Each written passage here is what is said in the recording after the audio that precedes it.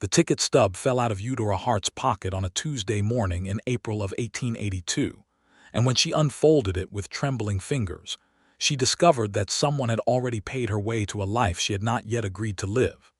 Eudora had been standing in the crowded railway station in St. Louis, Missouri, her single trunk beside her and her coin purse containing exactly $4.32, which she knew with certainty was not enough to take her anywhere worth going.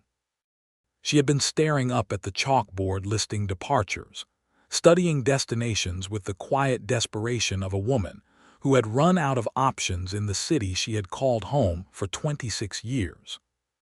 Cincinnati was too close to her past. New Orleans was too expensive and too warm.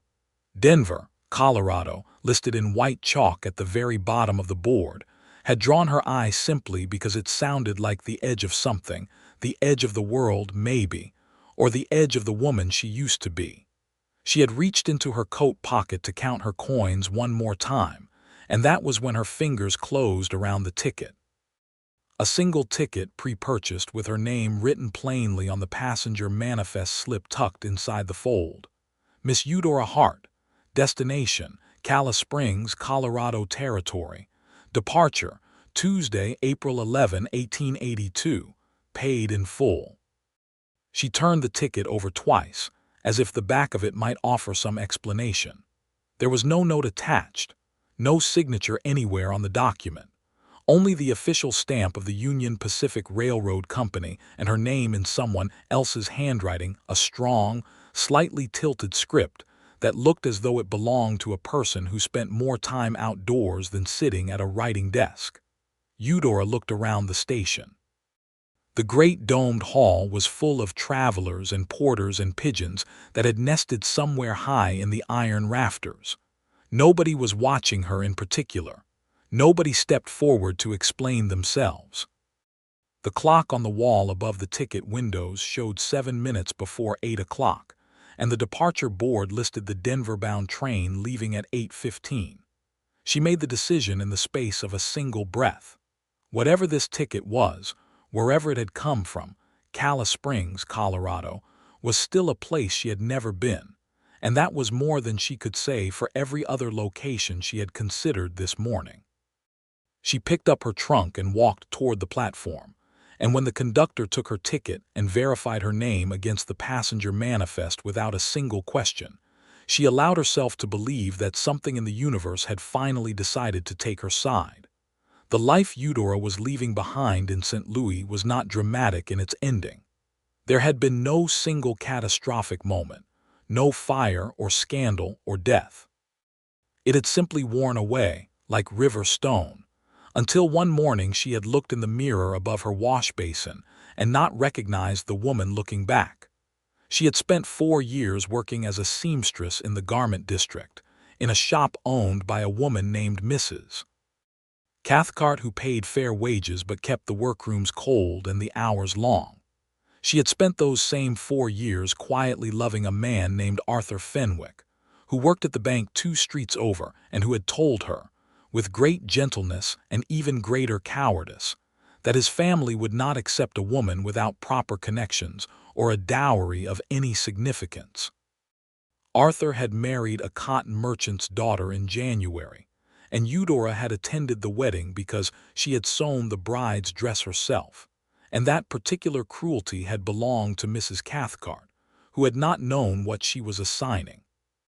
Eudora had stood at the back of the church in her gray wool dress and watched the ceremony with dry eyes, and that night she had sat at the table in her rented room and decided quietly that St. Louis was finished with her, or perhaps she was finished with it, and that the direction of her future needed to be west. She had no particular reason for the west, except that it was the direction everyone said was still being made. The east was already decided, already stratified and layered with the accumulated weight of society's judgments about who was worthy and who was not.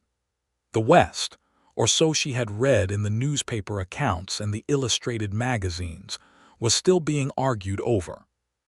There was still room in the West for a woman to be someone new. She had not, however, anticipated that someone would arrange the means of her journey before she had fully committed to taking it.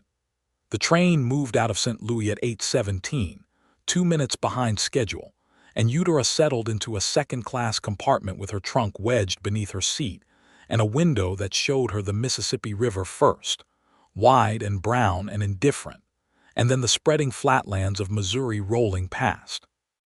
The car was comfortable enough, with padded benches in green velvet that had seen better years, and she shared the compartment with a German family traveling to visit relatives in Kansas City, the parents large and cheerful and the 3 children progressively noisy. She did not mind the noise. It kept her from sitting too long inside her own thoughts. By the time the train was well into Missouri, rolling through country that was already beginning to feel larger and less cluttered than what she had known, Eudora found herself thinking seriously about the ticket. Someone had purchased it. Someone had known her name, known she would be at the St. Louis station on this particular morning, and had gone to the considerable trouble of prearranging her passage to a town in the Colorado Territory she had never heard of. The how of it was one thing. The why of it was quite another. The only people who knew she had been considering going west were 2 women she was friendly with at the seamstress shop, Agnes Brody and Clara Whitmore. Agnes was the kind of person who knew people and exchanged news freely, and Clara had a brother who had gone out to Colorado 2 years prior and written back regularly about the prospects there. It was Clara who had first mentioned Calla Springs, back in February, in the context of saying that her brother had reported it was growing fast and needed people with practical skills. Eudora had not thought much about it at the time, but she had mentioned once that she might like to go somewhere new, and apparently, through some chain of circumstances she could not fully reconstruct, that information had traveled somewhere it had not been intended to go. She slept for a while through Kansas, with her head leaned against the window glass and the motion of the train rocking her into a dreamless quiet she had not managed in weeks. When she woke, the landscape had changed remarkably. The trees had thinned and the sky had expanded, growing wider and more emphatic, and the light had taken on a quality that was different from anything she knew, brighter and more direct, with none of the soft diffusion of the eastern atmosphere. She ate her packed supper of bread and hard cheese in the fading light of early evening, watching the darkness come down over what she now understood was a genuinely enormous country. She had known this intellectually. She had seen maps. But the knowing of a thing and the seeing of it were very different, and the seeing made her feel simultaneously small and strangely free, as if the sheer scale of the landscape had dissolved the particular dimensions of her troubles. The train made its connection in Kansas City, and then continued westward through the night, and Eudora dozed and woke in cycles, each time looking out at whatever version of darkness or pale dawn the window offered. The German family had disembarked at Kansas City, and her compartment companions now were a pair of older women traveling together who spoke to each other in low voices and paid her no attention, which suited everyone. She arrived in Denver the following afternoon and transferred, after a wait of several hours at the Denver station, to a smaller spur line that moved more slowly through increasingly dramatic country. The Rocky Mountains appeared on the western horizon like something from a painting too large to be real, too specific to be a metaphor. She sat with her nose nearly against the glass and stared at them with the unguarded awe of someone who had spent her whole life in a place where the highest thing visible was a church steeple. Calla Springs was a 3-hour ride from Denver on the spur line. The train arrived there at 6:45 in the evening, when the light was going gold and long across the land, and the station was a modest affair. A single platform of pine planking, a small building that served as both depot and telegraph office, and a hand-painted sign that read Calla Springs, Colorado Territory, Pop. 312, which someone had updated in a different color of paint to read Pop. 341. Eudora stepped off the train with her trunk in hand and took her first breath of Colorado air, which was thinner than what she was accustomed to and smelled of pine and something mineral and clean. She stood on the platform and looked around her with the careful, measuring eye of a woman who had learned not to expect too much from new situations. That was when she saw him. He was standing about 20 feet down the platform, hat in hand, and he was watching her with an expression that was not quite nervous and not quite composed, but somewhere earnestly between the two. He was tall and broad through the shoulders in a way that suggested physical work rather than vanity, with dark hair that needed cutting and a jaw that had been shaved recently but not today. He wore a plain dark coat over a blue chambray shirt, and his boots were the boots of a working man, worn at the heel and not overly concerned with polish. He was perhaps 30 years old, possibly a shade older, with the kind of weathered complexion that came from years of Colorado sun and wind, and he had light gray eyes that were visible even at this distance because they were fixed on her with an attention that was direct without being rude. She met his gaze, and he did not look away. He put his hat back on his head, pulled it straight, and walked toward her with the unhurried stride of a man who worked with cattle and had learned not to spook things by moving too fast. "Miss Hart," he said when he was close enough to speak at a normal volume and his voice was lower than she expected, steady and careful. "Miss Eudora Hart. That's my name," she said, "and you have me at a disadvantage." "My name is Daniel Norris," he said.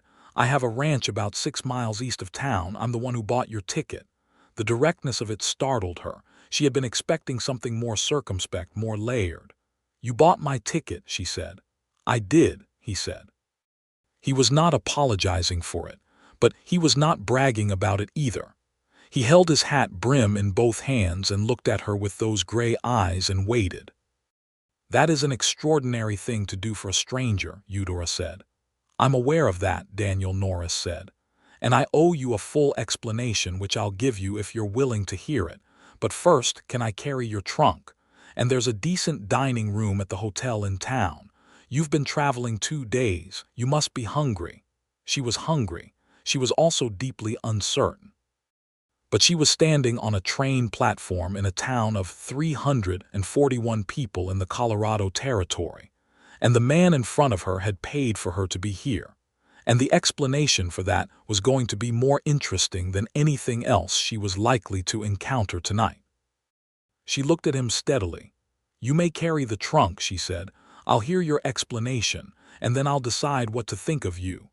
Daniel Norris permitted himself a small, careful smile. "That's fair," he said, and he picked up her trunk as if it weighed nothing.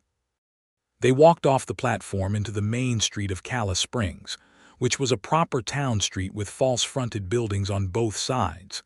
A general store, a hardware merchant, a post office, a barber shop, the hotel with its dining room, a church at the far end with a white steeple, and several other establishments that were still doing business in the early evening light. The street was dry and rutted from wagon traffic, and there were horses at the hitching posts, and a few people moving along the boardwalks who glanced at them with the particular attention of a small community noting something new. Eudora walked beside Daniel Norris and felt those glances on her skin, and did not acknowledge them, because she had learned that the best way to handle being looked at in an unfamiliar situation was to look ahead and keep moving. The hotel dining room was called Macy's, though whether Macy was the owner or a figure from the past, Eudora could not immediately determine. It was a warm, well-lit room with oil lamps on the tables and a smell of roasted meat and good bread that made her stomach contract with longing.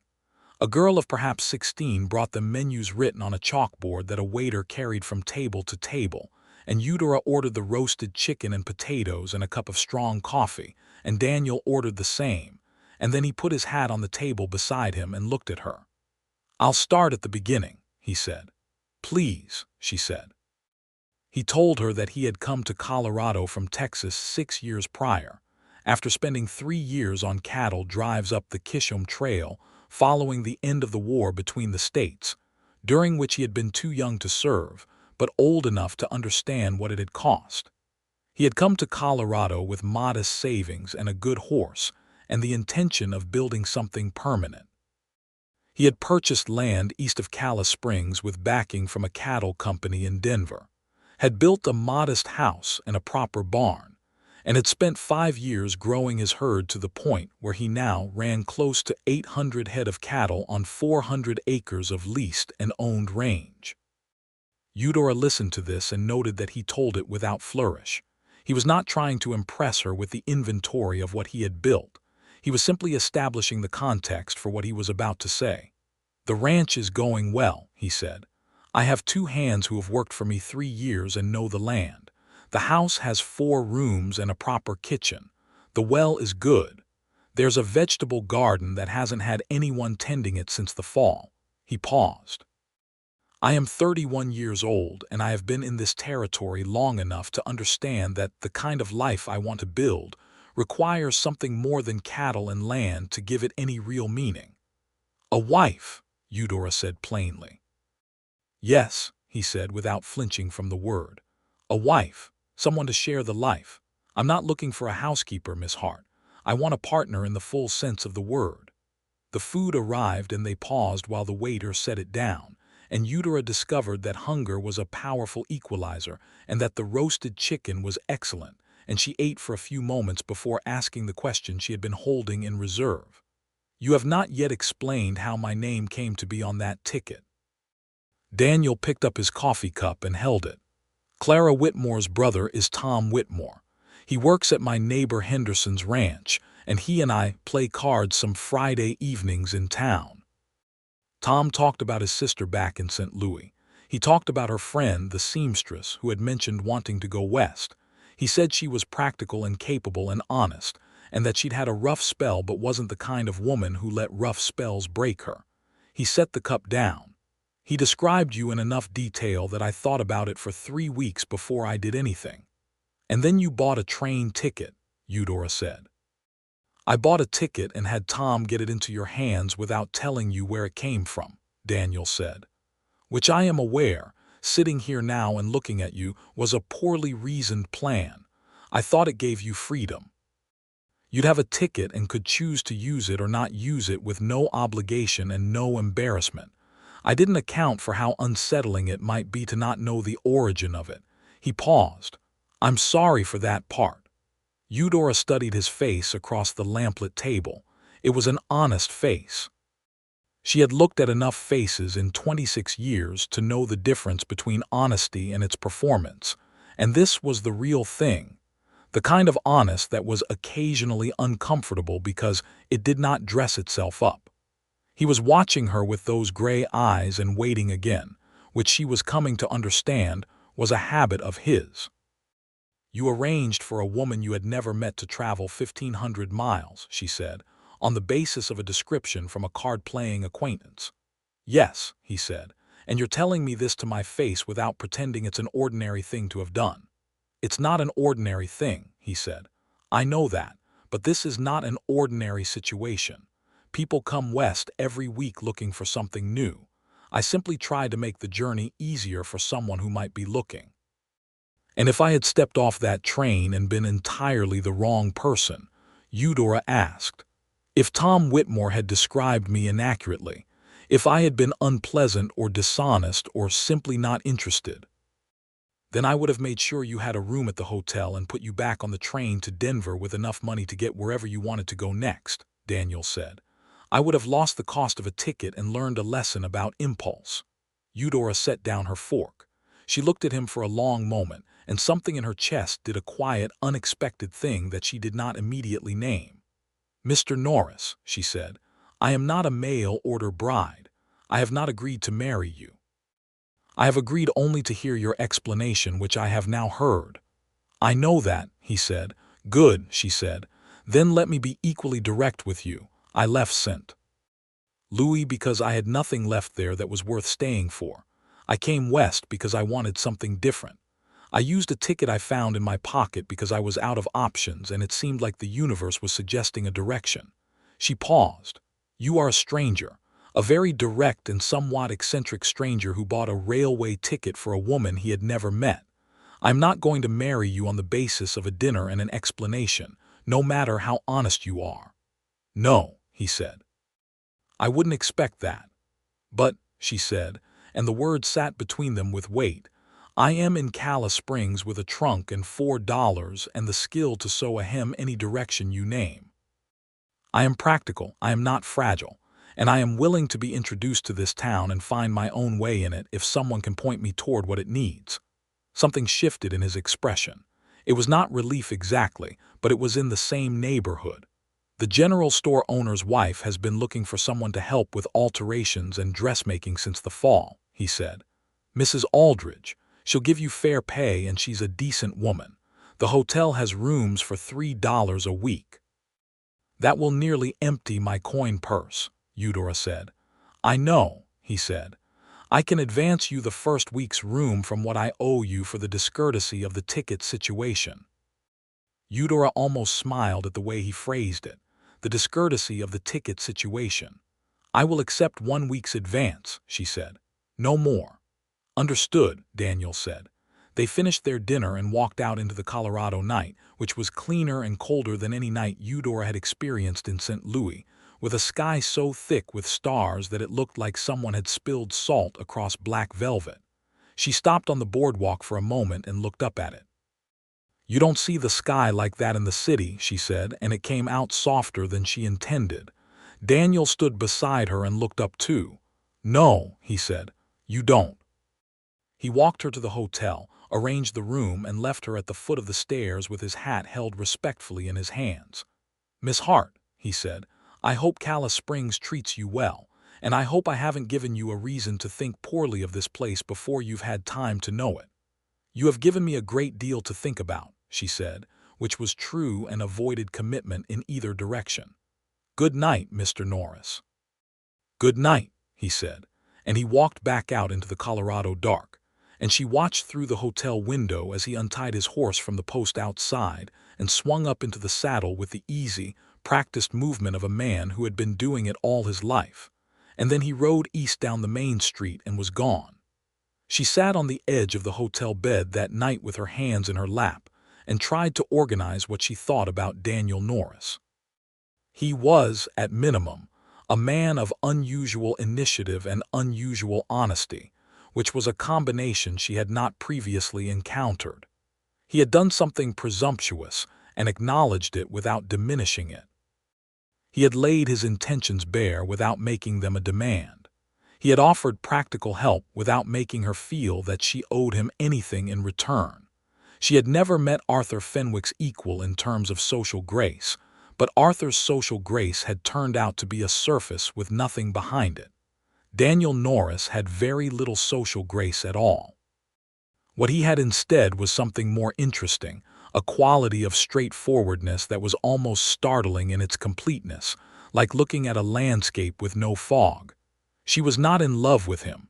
She had known him for 3 hours, but she was not uninterested, and that was a thing worth noting. The following morning she introduced herself to Mrs. Aldridge at the general store, a compact, bright-eyed woman of perhaps 45 with quick hands and a direct manner that reminded Eudora of herself. Mrs. Aldridge looked her over with the thoroughness of someone accustomed to assessing practical value quickly, and then she said, "Can you set a sleeve?" "Perfectly," Eudora said. "Can you fit a woman who is not shaped the way patterns expect?" "It's the most common kind," Eudora said. "Start Monday," Mrs. Aldridge said. 10 cents an hour and a commission on each finished piece. I have a back room with a Singer treadle machine and better light than you'd expect." Eudora thanked her and walked back out into the Calla Springs morning with the particular lightness of a person who has just secured their footing in an unfamiliar place. The town revealed itself to her over the following days in the way small towns do, not all at once, but in layers and encounters. She met the minister, Reverend Hatch, who was earnest and welcoming. She met the doctor, an older man named Dr. Farrow who had been in Calla Springs since its founding, and who moved with the careful deliberateness of someone whose knees had been giving him trouble for years. She met the sheriff, a broad-shouldered man named Calloway with a quiet authority that she found reassuring. She met the women who came to Mrs. Aldridge's back room for alterations and fittings, and she found that work, good and purposeful and skilled, was a faster path to belonging than any number of social calls. She did not see Daniel Norris for 6 days. On the 7th day, a Saturday, she was walking back from the post office. She had written to Clara Whitmore to explain where she had ended up and how. When she heard her name called and turned to find him crossing the street toward her, this time in the rougher clothes of a working day, with dried mud on his boots and a look of slight surprise, as if he had not expected to encounter her in town. "Miss Hart," he said. "How are you settling in?" "Very well," she said. "I started at Mrs. Aldridge's store on Monday. The work suits me." "Good," he said, and there was genuine pleasure in the word, not the performed pleasure of social courtesy. "The town talks about you, favorably. Mrs. Aldridge told my neighbor Henderson's wife that you were the best thing to come off the train since the piano for the church." Eudora laughed at that. It surprised her the laugh came out before she had organized it, which was unusual. She was generally a more composed person. "That's a generous comparison," she said. Daniel Norris smiled. It was a fuller smile than the careful one from the first evening, and it changed his face in ways she found unexpected. "I came to town for supplies," he said. "I don't suppose you'd have an hour to walk. There's a part of Calla Springs most new arrivals don't see right away. The creek behind the church. It's worth knowing." She considered it for a moment. It was a clear April afternoon, and her work was finished, and her room was very small, and the creek behind the church sounded like something she might genuinely want to see. "I have an hour," she said. The creek was called Mallard Creek, he told her, though there had not been mallards there for years. It ran clear and cold between banks lined with young cottonwood trees that were just starting to show their spring leaves, a pale, trembling green that was almost chartreuse in the afternoon light. They walked along the bank without hurrying, and the sound of the water and the wind in the young leaves was so clean and simple after the closed interior of the sewing room that Eudora felt something in her shoulders release that she had not known was held. "How long did it take you to feel at home here?" she asked. "When you first came from Texas." Daniel considered this with the seriousness she was coming to expect him to apply to questions. "About a season," he said. "By the time I'd seen the land in all 4 kinds of weather, I knew it well enough to trust it. You have to see a place through enough changes to know what it really is." "That's true of people too," she said. "Yes," he said. He glanced at her. "I think you're going to like it here." "I think I might," she said, and meant it. They walked back to town when the hour was up, and he helped her step over a muddy stretch of path at the edge of the churchyard with a steadying hand on her elbow that he released the moment she was past it, and she noticed the care in that, the way he offered help precisely and withdrew it the moment it was no longer needed. It was a small thing. It said something. April turned to May, and May opened up into a Colorado spring that Eudora found more dramatic and more beautiful than anything she had been prepared for. The mountains were still snow-capped to the west, enormous and specific and different from one day to the next depending on the light. The range east of town showed her wildflowers she had no names for, brilliant reds and purples and whites scattered across the brown-gold grass like a deliberate extravagance. She walked when she could and looked at everything, and let the newness of the place continue to work on her in the way that newness does when you allow it rather than resist it. Daniel Norris came to town most Saturdays for supplies, and on most of those Saturdays they walked or talked for an hour. It was not a formal arrangement. It had simply become the pattern without either of them declaring it, and the pattern had a rightness to it that Eudora recognized without yet naming. She learned things about him in those hours. She learned that he had 2 younger sisters still in Texas, one married to a rancher and one teaching school in Austin, and that he wrote to them both once a month and received letters that he clearly valued. She learned that he had taught himself to read at 11 from a Bible and a school book borrowed from a neighbor's daughter, and that he had never had the chance for formal schooling, but had read whatever he could get his hands on ever since. She learned that he had a dog named Marshall, a brown and white cattle dog of advanced years, who rode in the wagon with him when his joints were too stiff for working, and that Daniel spoke about Marshall with a fond, matter-of-fact affection that she found entirely endearing. She told him things in return, about the seamstress shop and Mrs. Cathcart's cold workrooms, about her parents, who had both died when she was 19, her father first from a fever and her mother 6 months later from what the doctor had called a broken will, but what Eudora privately understood to be a broken heart, which had always seemed to her the most honest diagnosis. She told him about Arthur Fenwick, not bitterly, but plainly, because it was part of the recent history that had brought her here, and it seemed dishonest to omit it. Daniel listened to the Arthur Fenwick story without commenting until she finished, and then he said only, "He was a fool," in a tone so straightforward that it startled a second laugh out of her. "He thought he was being practical," she said. "Practical is for accounts and crop yields," Daniel said. "A man who is practical about the person he marries has no business marrying anyone." It was perhaps the most romantic thing she had ever heard him say, and it was entirely offhand, offered as simple logic rather than flattery. That was the thing she was learning about Daniel Norris. His particular brand of honesty made his kindnesses feel more solid than other people's, because they were not performances. They were just what he thought, stated without decoration. In June, 3 things happened that together shifted the ground between them. The first was that a letter arrived from Tom Whitmore, Clara's brother, who had apparently felt guilty about his role in the ticket affair, and had written to Eudora to apologize. She read the letter twice, and then wrote back to tell him that she was not angry, and that Calla Springs had turned out to be a place worth landing in, and that she hoped he would pass along her genuine thanks to Clara for talking about her in terms apparently complimentary enough to prompt a stranger to buy a train ticket. She did not mention Daniel by name in that letter, but Clara would understand.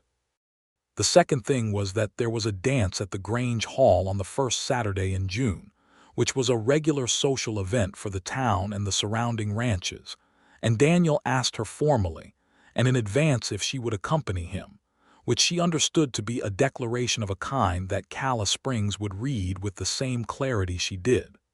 The third thing was that she said yes. The dance was not a grand affair by any external measure. It was a wooden hall with lanterns strung from the rafters and a 3-piece band of fiddle, guitar, and harmonica that played with more enthusiasm than precision, and the floor was rough-planked, and the refreshments were punch and cake. But it had the quality of genuine celebration that Eudora had not encountered since before her parents died, the quality of a community that was happy to be itself and happy to be together. And she was affected by it in ways she had not anticipated. Daniel Norris danced with the careful attention he brought to everything, and he was not graceful exactly, but he was steady and responsive and did not try to lead her wrong, and she found that she liked his hand at the small of her back with a directness of feeling that she had been carefully managing for weeks. When the waltz ended, he did not release her immediately. He stepped back the proper distance and looked at her in the lantern light, and what was on his face in that moment was not complicated. It was simple and clear and unmistakable. It was a man who had discovered something he had not expected and had not yet found the words for. "You look well in this light," he said, which was possibly the most understated thing anyone had ever said to her about her appearance, and which she found, for that reason, more moving than any amount of elaborate compliment. "Thank you," she said, and meant it in a way that encompassed more than the remark itself. They danced 3 more times that evening, and between dances they stood together at the edge of the floor and talked with the Aldridges and the Hendersons and Reverend Hatch, and several other people whose names Eudora was still learning to attach correctly to their faces. She was aware, in a quiet and pleasant way, that Daniel was aware of her the entire evening, not possessively, but with the particular attention of a person who finds one thing in a room that interests them more than everything else and keeps returning to it. Driving back to town after the dance in Daniel's wagon, with the Colorado night overhead full of its impossible stars and Marshall the old cattle dog asleep between them on the bench seat, Eudora was quiet for a while, watching the dark shapes of the mountains against the lighter dark of the sky. "I have been thinking," Daniel said, after a mile of comfortable silence, "about asking you to come see the ranch." "Have you?" she said. "It would be a proper visit," he said, "in the daylight. I thought Mrs. Aldridge might accompany us as a chaperone if you thought that was appropriate." "I think," Eudora said carefully, "that I am 26 years old and have been managing my own reputation for 7 years, and that I am capable of deciding what is appropriate in that regard." "That's fair," he said. "I would like to see the ranch," she said, "on a Sunday when Mrs. Aldridge doesn't need me. We can invite her if you like, but I am not making it a condition." "Then next Sunday," he said, and she could hear the quiet pleasure in his voice even in the dark. The ranch was 6 miles east of town, as he had said, and the road there wound through open range that was already showing the deep summer green of well-watered grass, with the mountains visible to the west the whole way, changing angle and aspect as you moved. The house was modest from the outside, a one-story building of pale timber with a covered porch across the front, and a kitchen garden along the south wall that had, indeed, clearly not had anyone tending it since fall. The barn was larger and better built than the house, which told her something about what had come first in the building of this place. There was a corral with several horses in it, and beyond the barn the range opened up wide and gently rolling toward the mountains. She stood on the porch and looked at it. "It needs more than I've managed to do to it myself," Daniel said beside her, and she could hear that he was letting her see it honestly without the sales pitch version that a less self-aware man might have offered. "The bones are good," she said. "The porch faces the right direction. You can see the mountains from here all day." "Yes," he said. "That was intentional." She turned and looked at the kitchen garden and assessed it with a gardener's eye she had not known she possessed until she arrived in Colorado and discovered that growing things was one of the practical skills she had simply never had the opportunity to develop. The soil had been properly worked and had not been badly neglected. It was weedy and overgrown but not ruined. The kitchen garden was a metaphor, she thought, though perhaps she was in a metaphorical frame of mind because of the quality of the day and the company. He showed her the inside of the house with the same honest presentation he had given the outside. The kitchen was good-sized and had a proper iron cookstove that was a better model than she had expected. The parlor was spare but not bleak. There was a bookshelf with perhaps 30 volumes on it, which told her something important, and a decent rug, and chairs that were practical rather than decorative, and a fireplace that had a competent stone mantel. The 2 smaller rooms were plainly furnished and clearly not much used. The main bedroom she did not enter, because he did not invite her in and she did not suggest it, but she noted it through the open door, a large window facing east, a good quality bed frame, evidence that he kept his personal space with care. "My ranch hands, Pete and Clarence, live in a bunkhouse east of the barn," he said when they came back out to the porch. "They're good men. You'd like them." "Tell me about your cattle," she said, and meant it as a genuine question, and he told her, at length and with enthusiasm, about the herd and the grazing patterns and the market connections in Denver and the particular challenges of Colorado winters for cattle management. And she listened not because she knew much about cattle, but because she was interested in what he was interested in, which was a new experience after Arthur, who had talked mostly about the bank. They ate a midday meal he had prepared himself, a proper effort of roasted beef and cornbread, and early peas from a jar he had preserved in the fall, at the kitchen table. And the meal was good, and the kitchen was warm, and the conversation moved easily through a half-dozen different subjects.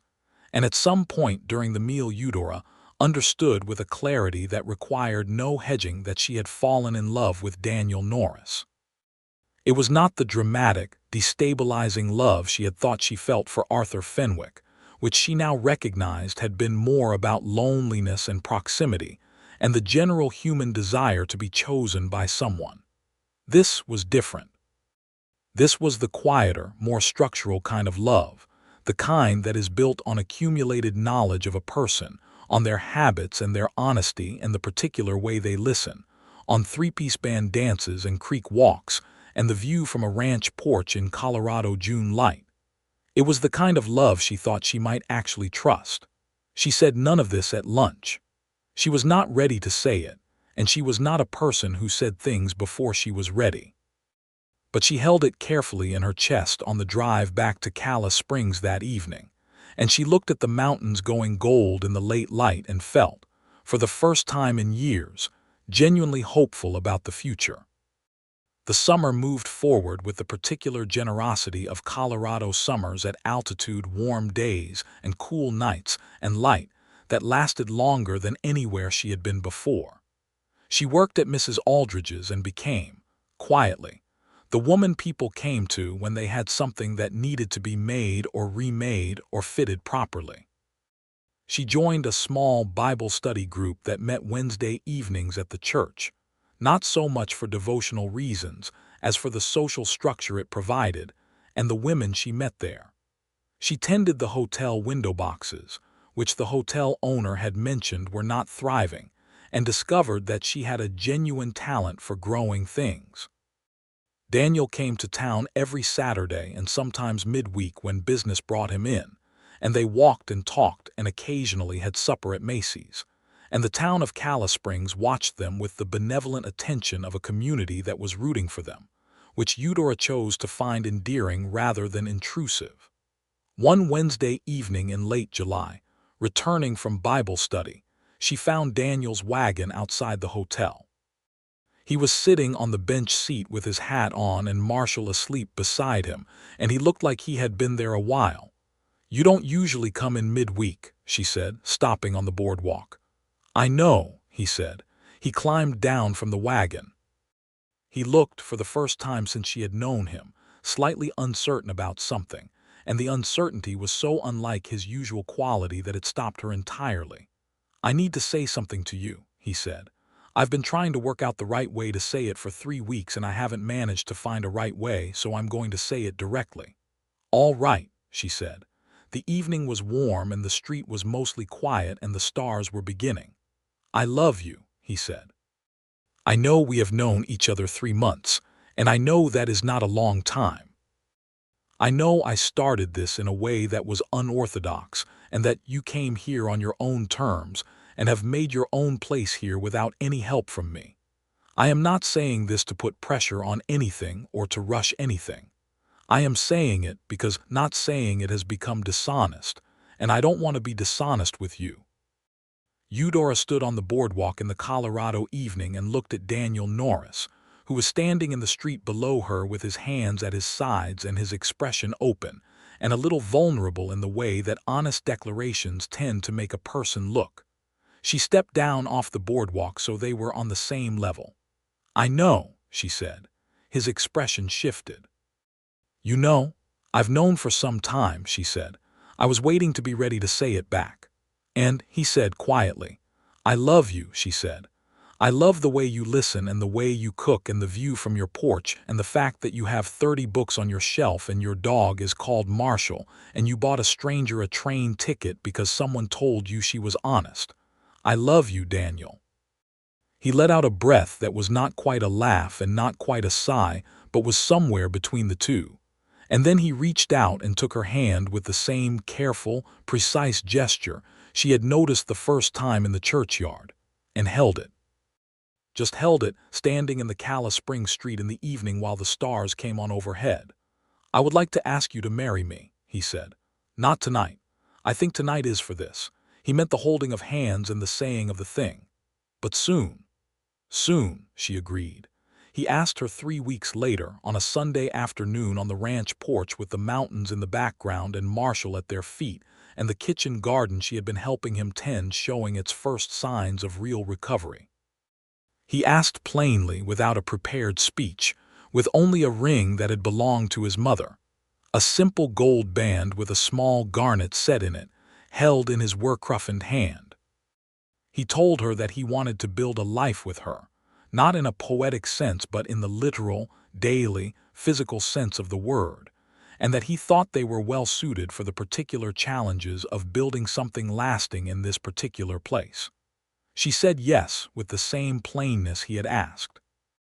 They were married in September at the Calla Springs church by Reverend Hatch, on a morning when the aspens on the lower mountain slopes had just begun to turn gold, which everyone in the territory knew was one of the finest sights available to human eyes. Mrs. Aldridge stood up as her witness. Tom Whitmore, Clara's brother, was there and shook Daniel's hand with the enormous relief of a man who had been carrying a guilty conscience since April and was finally able to put it down. Eudora wore a dress she had made herself, ivory wool with deep cuffs and a fitted bodice, the best work of her hands, and she wore her dark hair pinned up beneath a small veil borrowed from the minister's wife. When she walked to the front of the church on that September morning and looked at Daniel waiting for her at the altar, in his good coat, hat in hand, gray eyes on her with that complete and uncomplicated attention, she felt the convergence of every decision that had brought her here, and found that she was deeply grateful for all of them, including the $4.32 that had not been enough and the ticket stub that had been more than she expected. The minister's words were the standard words, and the responses were the standard responses, and when Daniel put his mother's ring on her finger, his hand was steady. He kissed her with a gentleness that was, nevertheless, completely present, and the small gathered congregation of Calla Springs applauded with the warmth of people who had been hoping for this particular outcome. They settled into the ranch that fall, and the settling was not effortless. Nothing real ever is. There was the ordinary difficulty of two people who had each lived alone learning to share a space and a daily rhythm, and the 10,000 small decisions that constitute a life together. There were disagreements. They had one serious argument in October about whether to take on additional grazing lease that Daniel favored and Eudora felt was financially premature. And it was a real argument, the kind that reveals the shape of how two people fight, which is important information in a marriage. They were both, as it turned out, direct fighters. Neither of them sulked or deflected or said things they did not mean. And when they resolved it, which took 2 days and several serious conversations, they had landed at a compromise that combined his instinct about the land with her instinct about the finances, and the compromise turned out to be the right answer. She tended the kitchen garden through the fall and put up vegetables for winter in the stone cellar beneath the kitchen, and she kept her sewing business going in town 3 days a week, riding the 6 miles herself on a good-natured bay mare Daniel had selected for her with the same care he brought to everything. She liked the ride. It gave her time with the landscape, which she never stopped finding remarkable, and it gave her, she thought, the right proportion of her own life inside the married one. Winter came down hard in November, which she had been warned about, and which was still more emphatic than she had fully anticipated. The snow was not the polite snowfall of eastern cities, but something altogether more serious, driven by wind off the mountains that Daniel could read the way other men read newspapers, predicting weather by the color of the sky to the northwest and the behavior of the cattle. She learned to read it from him, standing beside him at the kitchen window in the early mornings while the coffee heated, and the learning of it felt like being given a new language. Marshall, the old cattle dog, did not make it through the winter. He died peacefully on his blanket by the kitchen stove on a February night, and Daniel buried him behind the barn the following morning in frozen ground he had to work at for an hour. He did not say much about it. He was not a man who put his grief into words easily. But she knew what it cost him, and she stayed close that day without commenting on the closeness, and in the evening she sat beside him at the kitchen table while he wrote to his sisters, and the warmth of her presence was the only thing she had to offer, and it seemed to be enough. In the spring of 1883, a year after she had stepped off the train onto the Calla Springs platform, Eudora understood that she was expecting a child. She told Daniel on a morning in April when the cottonwoods along Mallard Creek were just beginning to leaf out again, back to the same pale, trembling chartreuse she had first seen the year before with him. They were standing on the porch watching the sun come up over the eastern range, which was a ritual they had developed in the winter and maintained, and she said, "I think we are going to need a fourth room." He turned to look at her. "For the house," she said. "I think we should build a fourth room." He understood in the next breath, and his face did something she had seen it do only a few times. It lost the habitual composure and just showed her the feeling underneath, which was so clearly joy that it was difficult to look at directly, the way you could not look directly at the sun. He put his arm around her, and she leaned into him, and they stood that way for a while with the Colorado morning opening up around them. He built the fourth room that spring with help from Pete and Clarence, who were pleased about the news and contributed their labor with the evident satisfaction of men who had watched this marriage come together and were invested in its continuation. The room was small but well made, with a proper window and good light, and Daniel built the cradle himself from a pattern he had found in a magazine, working on it in the evenings with a concentration that she found endearing enough to mention. "You keep making corrections," she said, watching him sand the side rail one evening. "I want it right," he said. "It's a cradle," she said. "Exactly," he said, and she left him to it. The child was born in November of 1883, on a cold, clear day when the snow was just beginning on the high slopes. Dr. Farrow attended, and Mrs. Aldridge came out to help, and Daniel paced the porch in the cold with the particular helplessness of fathers, until he heard the sound that made him stop pacing. He was allowed in after a little while, and he came in with snow on his coat and sat on the edge of the bed and looked at the baby, a boy, solid and red-faced and entirely sure of his own importance, with an expression of wondering seriousness that Eudora would remember for the rest of her life. "He looks like you," she said. "He looks like a very annoyed old man," Daniel said, which made her laugh, which hurt but not enough to stop. They named him James Thomas Norris. James for Daniel's grandfather, and Thomas for Tom Whitmore, who was responsible in a roundabout and eccentric way for the fact that any of them were here at all. When Tom heard the news, he rode over to the ranch and shook Daniel's hand, and accepted a celebratory glass of whiskey, with the somewhat overwhelmed expression of a man who had not fully reckoned with the long-term consequences of his actions, and was finding them more expansive than anticipated. He told Eudora she was welcome, and she told him she was grateful, and both of them meant it fully. The years that followed were full. Not full in the frantic, overcrowded sense, but full in the sense of being genuinely occupied with things that mattered. The ranch continued to grow.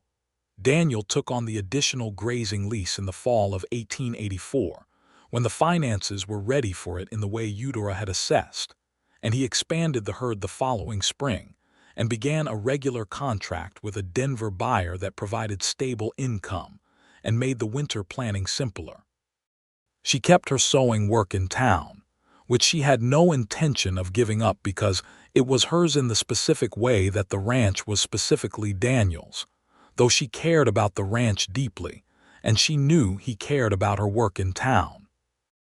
Little James was a serious, curious child who walked early and talked in full sentences before most children had managed individual words, and who had his father's gray eyes and his mother's tendency to observe a situation carefully before committing to an opinion.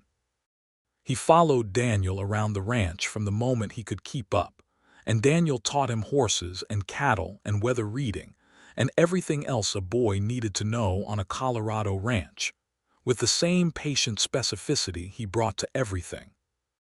In 1886, Eudora had their second child, another boy they named William Daniel Norris, who was in every temperamental way the opposite of his brother, loud and immediate and fearlessly physical, falling off things and getting up again with equanimity, and who adored James with the particular admiration of a younger sibling who has identified the best person in their known world.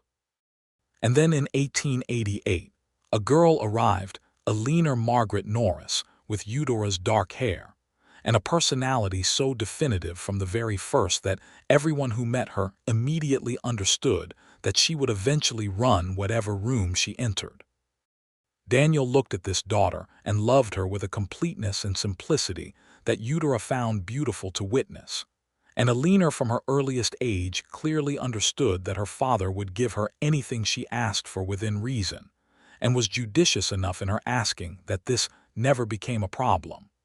The life they built at the Norris Ranch over those years was not a simple life, in the sense of being uncomplicated. Colorado Territory became the state of Colorado in 1876, and the changes that followed statehood, the growing cattle industry, the railroad expanding its reach, the ongoing and deeply unjust displacement of native peoples from their lands, which Eudora followed in the newspapers with a sorrow and a discomfort that she discussed with Daniel, and with Reverend Hatch, and with anyone who would engage seriously with the subject. All of these things were part of the world they lived in, and participated in and grappled with. There were hard winters and a drought season in 1887 that scared them both and required careful, creative management of their resources to get through without serious loss to the herd. There was the death of Dr. Farrow in 1885, which left the town without a physician for 8 months, until a young doctor named Ellison arrived from Ohio and took up residence. And those 8 months included a fever that swept through the children's community that winter, and that kept Eudora in a state of controlled, constant vigilance that was exhausting in ways she could not fully explain afterward. There was the morning in 1886 when Pete, the ranch hand, was thrown from a horse and broke his arm badly, and Daniel spent the whole day in town with him waiting for the doctor's verdict, and came home pale with relief when the prognosis was good, because Pete had been with him since the beginning and his loss would have been a grief beyond the merely practical. Through all of it, the hard seasons and the good ones, the full winters and the bright summers, the expansions and the contractions and the ordinary accumulated weight of daily life, what Eudora came back to, again and again, was the quality of her husband's presence. Daniel Norris was not a man who changed dramatically. He was, she thought, one of those people who had arrived at their essential self early and did not deviate from it much. He was direct and honest and careful and capable of great patience and occasional stubbornness, and a love for the people he loved that was not ornate or declarative but was simply constant, available, woven into the ordinary fabric of his days. She had understood at the beginning that she was marrying a man who was more land and sky than parlor conversation. She had not understood then how much she would love that about him, how much she would come to need the particular quality of his quiet, and the gray eyes that still watched her after all these years, with an attention that was direct without being demanding. He told her he loved her every day. Not always with words. There were mornings when it was in the cup of coffee already poured when she came into the kitchen, or the way he found her in whatever room she was in before going out in the mornings, or the small and specific gifts he occasionally brought from town, a particular shade of thread she had mentioned needing, a book he had seen in the general store and thought she would like. And there were evenings after the children were asleep, when he did say it in words, on the porch with the mountains dark against the star-thick sky, or at the kitchen table in the lamplight, with the straightforward simplicity with which he said most things that mattered. By 1890, Calla Springs had grown to a population of over 600, which meant a second hotel, a proper schoolhouse that James and William attended, and where a leaner would go in another 2 years, an additional doctor, and the kind of commercial growth that brought a photographer's studio and a small newspaper. Mrs. Aldridge retired and sold the general store, but the new owner, a sensible man named Pratt, was happy to keep the back room available for Eudora's work, which had grown into something more substantial than alterations. She now made commissioned dresses for occasions, and had established a reputation that brought customers from ranches as far as 20 miles away. Tom Whitmore, whose guilty conscience had eventually evolved into genuine friendship, had married a woman named Rosa in 1885 and had 2 children of his own, and the 2 families visited back and forth with the easy regularity of people who have been genuinely intertwined in each other's histories and are comfortable with that. Letters from Clara Whitmore back in St. Louis arrived regularly, and Eudora replied to all of them, and Clara had eventually visited in the summer of 1888. Arriving on the same train Eudora had taken 6 years prior, and stepping off the platform at Calla Springs with wide eyes, and the expression of someone who had not fully believed the descriptions she had been reading in letters. She had stayed for 3 weeks and gone home with the slightly stunned look of a person who has encountered a life that is completely different from her own, and found herself more moved by it than she expected. On the evening of the 8th anniversary of Eudora's arrival in Calla Springs, April 1890, which she and Daniel had quietly acknowledged every year with a particular supper at home, and the telling of the story to whichever of the children were old enough to appreciate it. They sat on the porch after the children had gone to bed, with the warm April night around them, and the mountains visible as dark shapes against the not quite dark of the spring sky. James, now 6, had asked that evening to hear again about how his parents had met, and Eudora had told it with all the details preserved: the ticket stub in the pocket, the chalkboard at the St. Louis station, the platform at Calla Springs, and the man standing down the platform with his hat in his hands, watching her step off the train. James had listened with his customary serious attention, and then said, with the directness of a child who has not yet learned to frame questions diplomatically, "Was he a little bit frightening? A strange man who had bought your ticket?" Eudora had looked at Daniel across the table, and Daniel had raised an eyebrow at her in the way that meant, "I am curious about this answer too." "No," she had said. "He was a little bit surprising, but not frightening. He had an honest face." "How do you know an honest face?" James had asked. "You learn," she had said, "and it is one of the most useful things you can learn." Now on the porch in the April night, Daniel reached over and took her hand, which was the same gesture he had made 8 years ago on the Calla Springs Main Street, and held it with the same quality of attention. "8 years," he said. "8 years," she said. "I was thinking today," he said, "about standing on that platform. I had convinced myself it was a reasonable plan, completely convinced myself. And then you stepped off the train and you looked at me, and I understood immediately that it was the most audacious, poorly reasoned thing I had ever done." "It worked," she said. "It did," he said. Threw no particular credit to the planning. She laughed softly and leaned her head against his shoulder and looked at the mountains in the dark.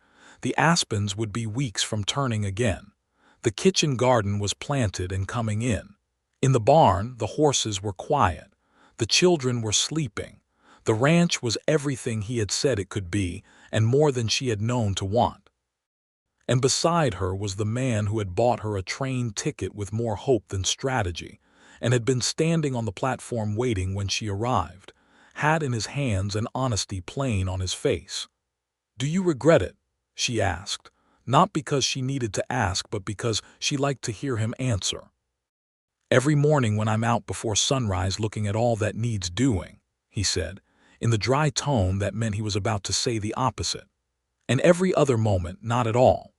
She lifted her head and kissed him, which she could do as often as she liked because this was her life and her porch and her husband, and he kissed her back in the way he had learned to do it over 8 years of marriage, with a thoroughness and a warmth that still had the quality, she thought, of genuine preference. He still chose her, every day, with the same uncomplicated directness with which he had stated his feelings on the Calla Springs Main Street. "I want to expand the kitchen garden next spring," she said when they had gone back to watching the mountains. "We can do that," he said, "and James has been asking about a horse of his own." "I know," Daniel said. "I've been watching which one of the young ones he favors. He has a good eye." "He has your eye," she said. "He has yours," Daniel said. You were the one who taught him to look before he moves." She smiled into the dark. "Eleanor is going to be a problem in school," she said. "I say that with complete maternal pride." "I know," Daniel said, with the sound of a father who was already resigned to this and entirely at peace with it.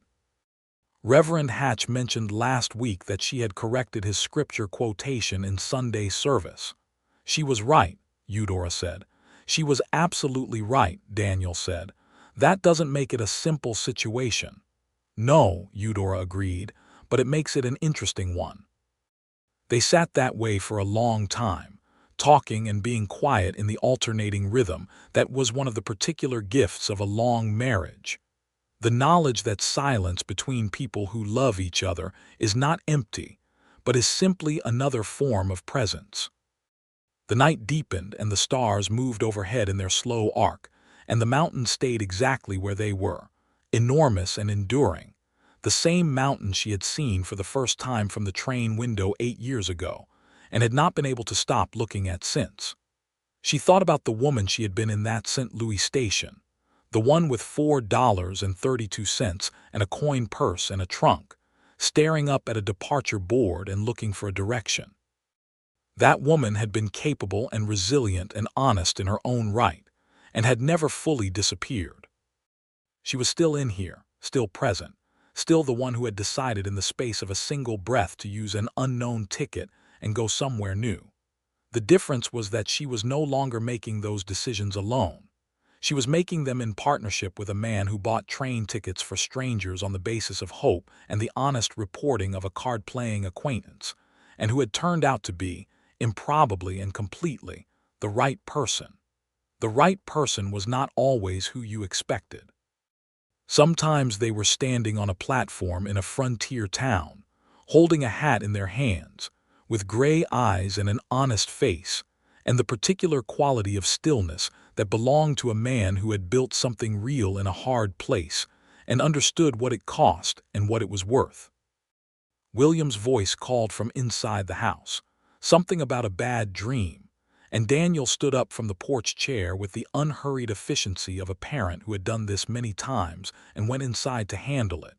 And Eudora listened to his quiet voice through the window, reassuring and steady and warm, and watched the mountains and thought about all the ways a life could surprise you if you let it. When he came back out, he sat down beside her again and said, "He's back to sleep." "Thank you," she said. "James woke up too," he said, "but he told me he could handle it himself and went back to sleep before I finished agreeing." "He is so much like you," she said. "I'll take that," he said. They watched the mountains for a while longer, and then the night got properly cold and they went inside to the warmth of their own home, which smelled of the supper already put away, and the wood in the stove, and the particular domestic combination of children and animals and daily life that was, Eudora thought, the most beautiful thing she had ever been given the chance to breathe. The years ahead of them in 1890 were still being made, which was the thing about the West that she had understood in theory and now understood in the bone. Colorado was not finished. Calla Springs was not finished. The ranch east of town with its expanding herd and its recovered kitchen garden and its 4 rooms and its covered porch facing west was not finished. The family inside it, Daniel and Eudora and James and William and Eleanor, and whatever the future might add to that number was gloriously, abundantly not finished. Eleanor was 5 years old in 1890, and already the most opinionated occupant of the Norris household, which was saying something in a household where everyone had opinions they were willing to state.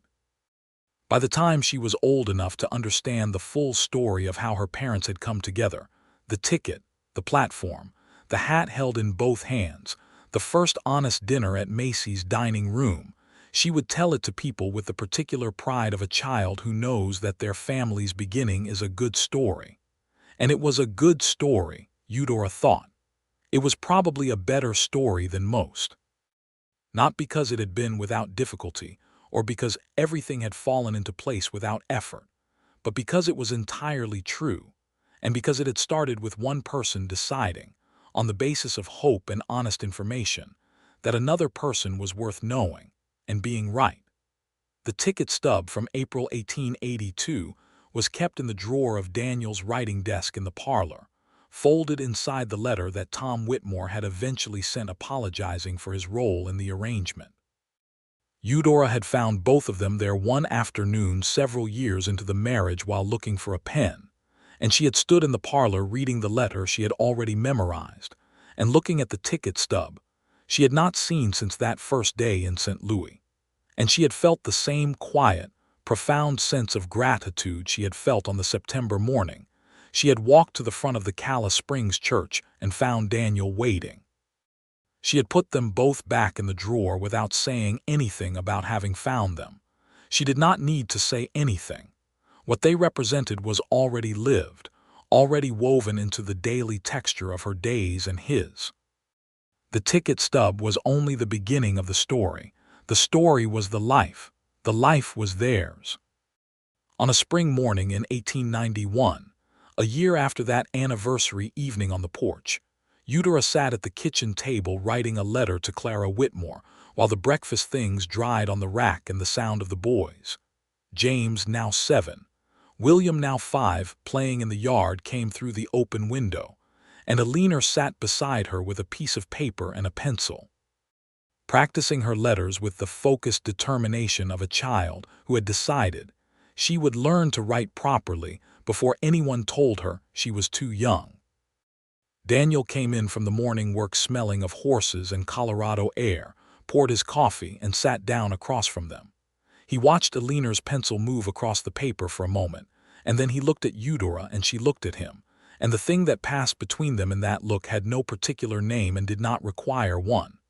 It was simply the accumulated weight of a shared life, understood completely on both sides. "Good letter?" he asked, nodding at the page she was writing. "Telling Clara about the new contract with Denver," she said, "and about Eleanor's theatrical performance at Sunday service." "I quoted it correctly," Eleanor said, without looking up from her letters. "You did," Daniel said seriously. "The Reverend will come around." Eleanor looked up at that, satisfied, and went back to her writing. James appeared in the kitchen doorway, wind-blown and earnest. "Pa," he said, "Clarence says the new heifer might foal this week."